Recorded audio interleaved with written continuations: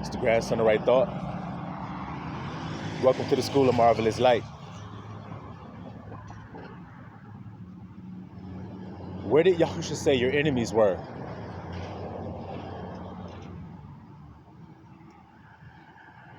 Because I know a lot of people have a misconception of where their enemies are. So where did he say they were?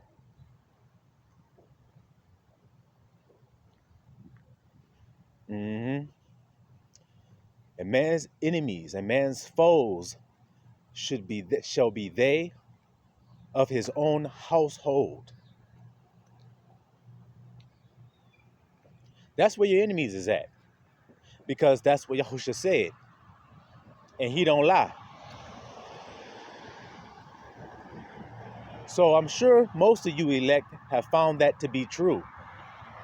The ones that haven't found it to be true, you will.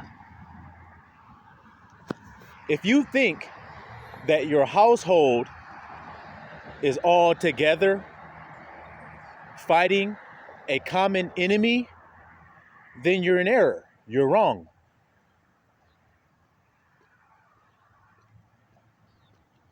Because if you are Christ's, then your enemies are where? What did he say?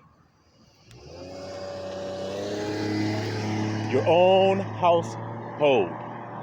You see that? So the people in your household that you think is your family are your enemies. Now, not all of them, don't get it twisted. It just means that the enemies that you have, that's where they're going to be found at. See, you have to know about the servants of God. You have to know about the prophets and their life to understand your own. Because you're all part of one body if you are Christ's. You're all part of one body, so you all suffer the same common things. Well, a prophet is not without honor except in his own hometown, in his own kin. So then if you are part of that body that the prophets are a part of, then you will be dishonored in your own house. When you got something to say, they don't want to hear it. When you do say something, they don't think none of that shit is valuable. They don't think it has any credence to it. Your words, that is. Because they don't reverence you as a family member as like everybody else. You see? They're enemies. Just like the prophets. They don't have honor there. See? That's the key word there. Honor. They are dishonored in their own homes, by their own kin, by their own family members, by the people that they grew up with that know them. You see? They hate on you the most. Christ even said it. If I had did these same works in another place, they'd accept me. But I do it right here in Israel, and they don't want to believe. They're faithless. Will I even find faith in Israel? You see what I'm saying? Your own. God is rejected by his own house, not by another house. What did Christ say? I am only sent to the lost sheep of the house. See? And then he also said, O Jerusalem, you who stonest the prophets and those who I send unto thee, you kill them. You see that right there or what? Do you see it? They do it to their own.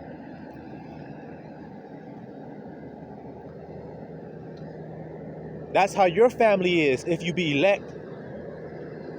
They harm their own. They backstab their own. You see that? They shall be lovers of themselves. They shall not have natural affection. That's what you're going to have to deal with. And you're going to be shocked if you don't know that that's what you're going to have to deal with. So that's why I'm telling it to you. so that none of y'all will be shocked. Or as Christ said, marvel not if they hate you. Who? He told you who gonna hate you. Your mom, your dad, your sisters, your brothers. Those are members of your own household, isn't it? Your cousins, your grandma. Some of them is your enemies. And you gonna find out too, like I told you. One way or the other, in your own time, you'll find out that they are indeed your enemies. When you start telling them the truth. When they have an issue in the family and you start giving them God's way, and they all reject it and turn to man's way, and they look at you strange for saying, why the hell would we do it like that? When you return to the old path of the way of living, you're going to do things differently. You're going to eat differently. You're going to talk differently. You're going to walk differently. And they're going to see that, and they're not going to like that. They want you to get back in line with the way that you were brought up like them. You see? They don't understand the part in the Bible where it says, you have to be born again, man. So if I was born into a family named Carter, I can't get into the kingdom that way. I have to be born again. I can't go in as Carter. Flesh and blood cannot inherit the kingdom. So I have to be born again and become a new man, fashioned after the Spirit, Christ. You see that? So then when I become that new man, they're still looking for the old man. You got to know that in your own house. They're still looking for him. And because they're your enemies, they're not looking for him for any good reason. They only want to see you lash out. They only want to see you full of despair. They only want to see you cry out about not being heard, complain about being mistreated. That's all they're waiting for. Like a snack of emotional energy. That's all they're waiting for. And like I told you, once you learn it and you stop marveling, then you stop giving off that energy, that emotional energy that they feed off of. And I'll say this. If Christ told you where your enemies would be, then wouldn't it be wise for you to get out of there?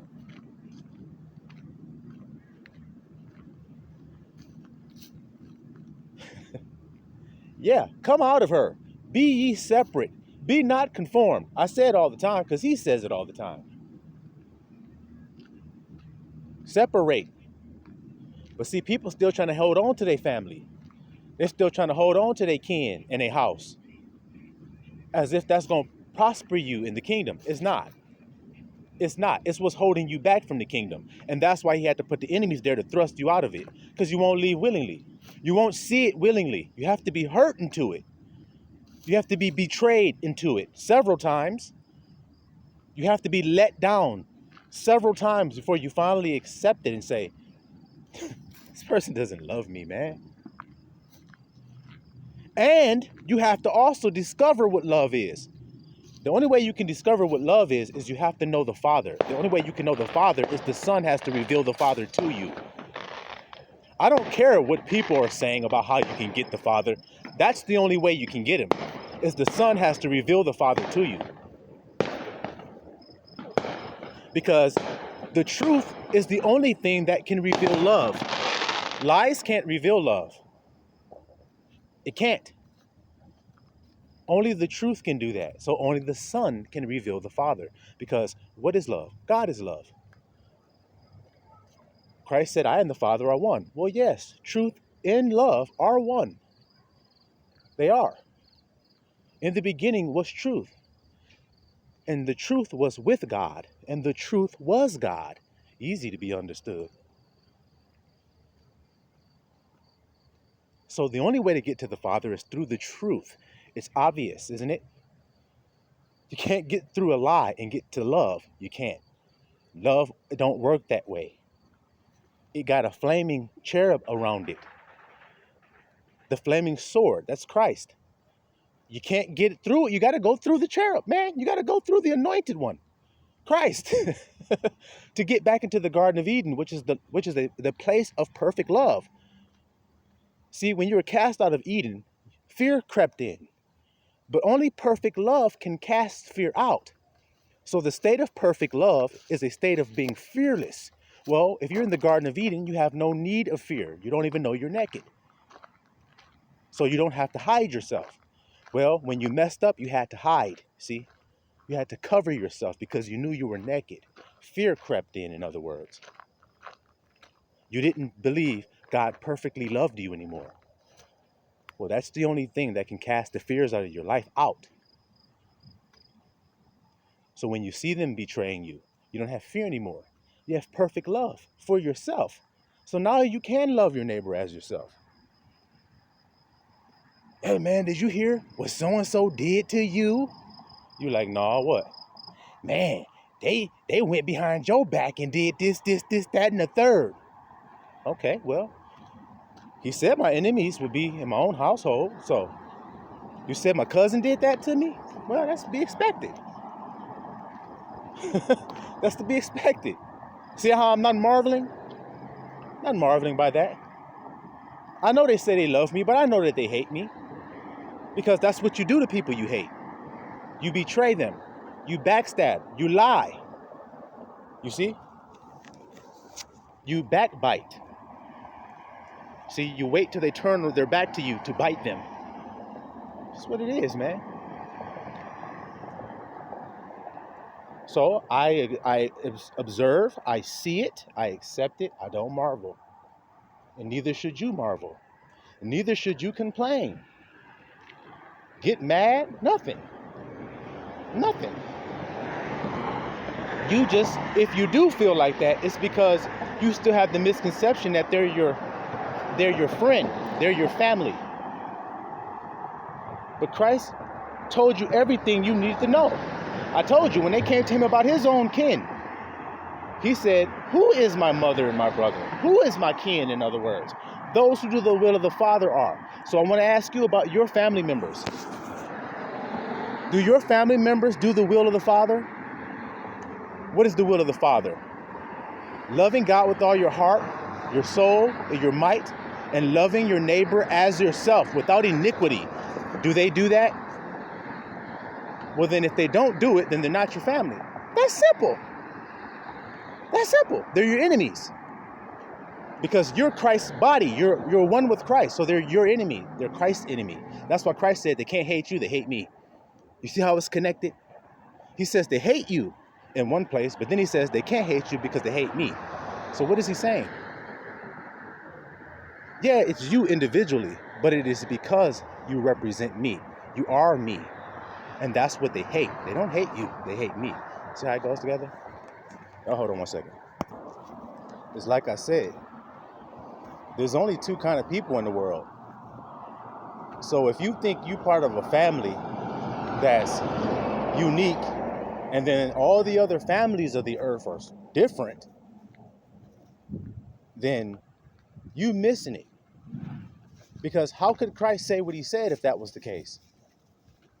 He told us one general uniform statement, and it applies to all of us. Because like I said, there are only wheat and tares that are growing together. There's nothing else growing. There's sheep, and then there's wolves in sheep's clothing. That's all it is. So if you think there are more than two types of people, like I said, then you're missing it. You can be deceived. You can be tricked to stand in that family of yours, thinking it's where you belong, when it ain't. He called you to separation, like I said before. You can't separate if you think that's your family. If you feel like your loyalty lies there, so you have to see that they ain't loyal to you, like you is to them. That's the way it goes. And it will be a trickle effect. One will do it, you will spread it to the other family what the one has done, and they will all turn on you. As if, what are you mad about? What's so bad about it? Oh, just get over it. Oh, just let it go. It's not that big of a deal. You're sitting there going, wait a minute, what? What? Yeah, it ain't what you think it is, man. It ain't what you think it is.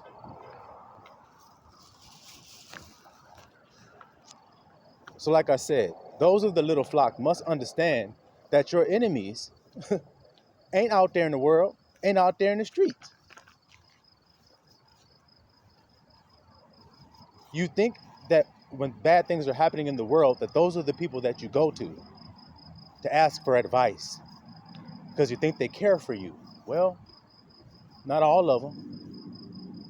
Some of them is tares that just want to hear your information so that they can use it against you, so that they can smear campaign later on, so that they can slander later on.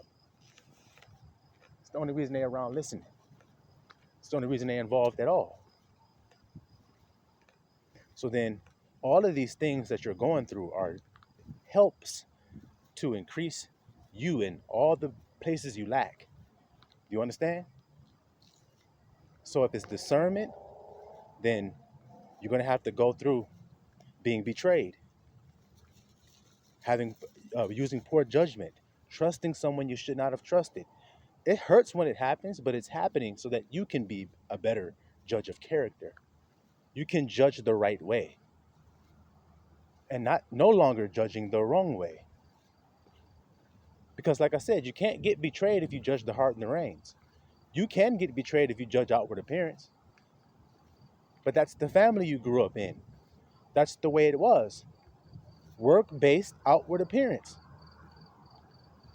Conditional love, if that. Like I said, you got to find out what love is. And once you find out what it is, then you can look at all the people around you and see that they ain't doing it. And you just ask them. Say, what is love? You love me? Yeah, I do. What is love? See what they say.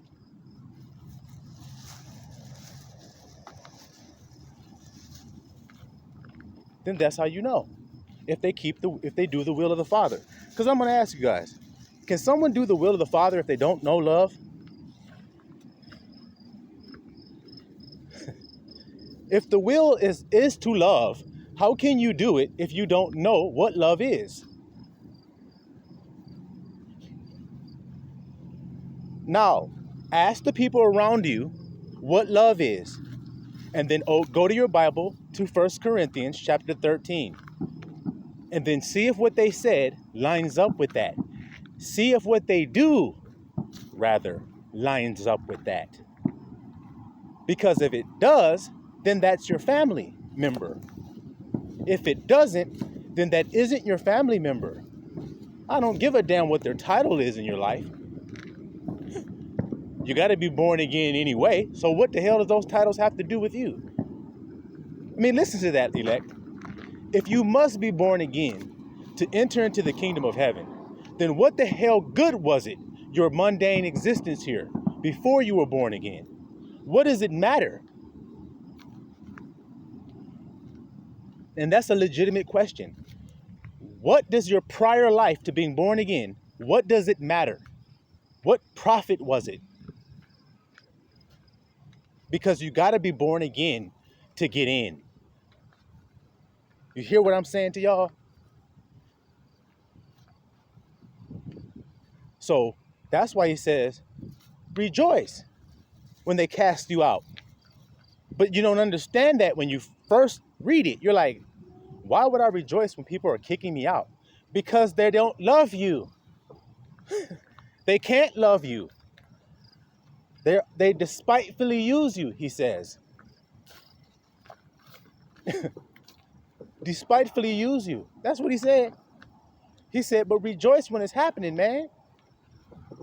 And you should, because you're awake and you can see things for what they are, instead of going along blinded, listening to all the so-called family members around you talking about how much they love you. Oh, man, we just want the old man back. Well, that nigga dead. Y'all didn't read where it said be born again? Well, yeah, we read it. We went to church just like you did. Okay, well then, how come you ain't doing it? The hell with being a hearer of the word only. That ain't gonna do nobody no good. And you niggas is just hearers of the word. When you start talking like that, they hate you. And they don't even know that you're talking like that because you love them. That's the point of what I'm saying. They don't know love. So then when you show them love, they don't know it. They cannot comprehend it. The light shone in the darkness comprehended it not.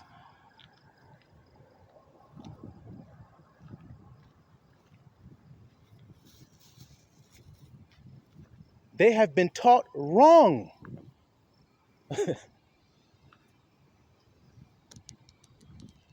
So when you display love to them, which is correction, they don't accept that as love. Why are you being so mean? That's what they say. You're mean. You're a hard ass. You're impatient. You're coarse. You're harsh. That's what they say. Okay, well, your little child that you say you love, let them go into your safe accidentally. You left your safe open, and they moseyed on over there, your toddler, and they found your gun that you had in there, and it was the safety wasn't on and the shit was loaded. One was in the chamber. You happen to come around the corner and see your baby reaching and grabbing the gun out of the safe. What do you think you're going to do? Are you going to say, hey, Tommy, hey, don't touch that gun. Put that gun back in my safe. Don't touch it. Don't do it. Is that your natural reaction if you just happen to come around the corner and see him grabbing it, knowing that it's loaded with one in the chamber with the safety off? No, you know good and damn well how you going to respond. Well, that's me. Now, you responded like that because you love your child. That's why you didn't say, hey, Tommy, come on, put it down. No one would believe you love your child if you responded like that, would they? But if you ran over to that child and snatched that gun out of his hand and said, no, oh my God. You raised your voice and yelled and probably startled the child. The child probably even cried because they were afraid of your response. Don't you understand it? Because they don't know that that's love yet until you explain to them why you did it. This gun could kill you. The child doesn't know that. Same thing you're going through. You see your brother with the pistol about to blow his head off. You say, hey, stop, don't do that. What are you doing? And he goes, hey, why are you yelling at me? You're so fucking mean, man. Jeez. See? They don't comprehend when love is speaking to them. They think smooth words is love. But God don't like smooth words. And he tell us not to speak them. But he also say that the world love to hear them. So now, your so-called friend, when you're around them, do you really tell them the truth? Do you hold them accountable? You see that? Do you do it?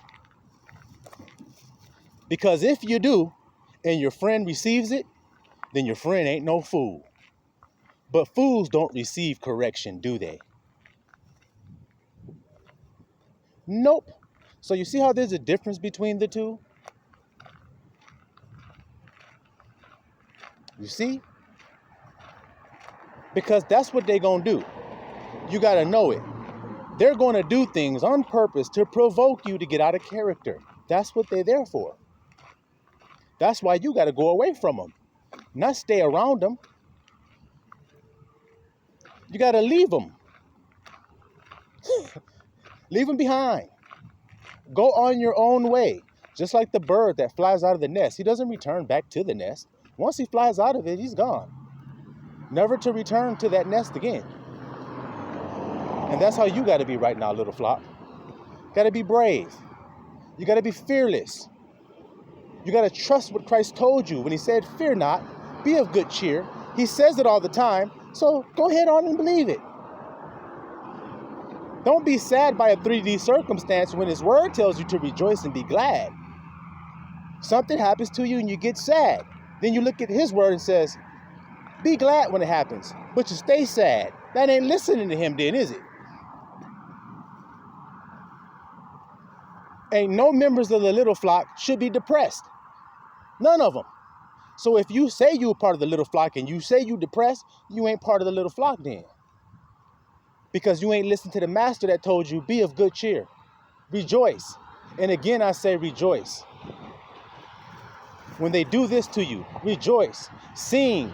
Be happy when they do it to you. Can't be depressed if you're happy when bad shit happening to you. You're a fool for Christ's sake. That means you're doing what he told you to do, even when it looks like it's foolery to do it. You see what I'm trying to explain to you? That makes you a fool for his sake, for the truth's sake. Because guess what? When a mountain of lies, a flood of lies comes, the truth does nothing but stand still until the flood dissipate and go away and dry up, and the truth will still be standing there. And that's what happens in this world. That's what happens to you, me, all the elect. We were put into a family that was a flood against us. You see?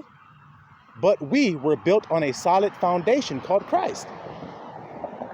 And so we turn to him whenever the storm comes. We turn to him and we say, what do we do? He'd be like, the truth gonna stand, man. They can lie all the hell they want to lie. They can make up whatever they want to make up about you and your identity. But this is the truth of who you are. This is why they hating. He be giving you all the downloads about what's happening to you and why it's happening to you. That's why I don't know why people don't listen to Christ. That's why I don't know why they don't. And that's why I work for him every day. I only uplift one person. That's it. Not 3, 4, 5, 6, 7, 8, 9, 10. A whole bunch of other people that got something that they got to say. I don't do that. I be like, hear ye him. What Yahusha said? What Yahusha said? You be like, yeah, you're talking about him. The prophets were talking. You talked about them too. Yeah, the spirit of prophecy is the spirit of Christ. See how it all goes together? If you are prophesying, that is the spirit of Christ talking out of you. That's why God calls prophets the Son of Man, just like Christ called himself. Because there's only one spirit. So if you work by the same spirit I do, then we're kin. If you don't, if you're not led by the spirit, then we're not family. So that's all it means. I ain't mad about it. A little flock, neither should you be. You shouldn't be surprised, shocked, or mad about it. Knowing that it is what it is before you even deal with it. Imagine that. You're at church. All those years you were at church. It said that in the Bible. But think about how your eyes were blinded to it. It said your enemy should be they of your own household. And you were sitting right in church with that same household. You didn't even realize it. You see? So it's about time that you realize it today, if you haven't already. Like I said, most of y'all have. But sometimes y'all still deal with a little bit of the heartache, betrayal, and pain of it. And I'm here to tell you, let it go. Don't sweat it. It's unimportant. You're a new person. If you were born Carter, you can't get into the kingdom like that. You got to come into the kingdom bearing his name. You got to be a new creature. Because when a woman gets married to a husband, she becomes a new person with a new name. Now, the question is, are you married to Christ? Silawan Israel.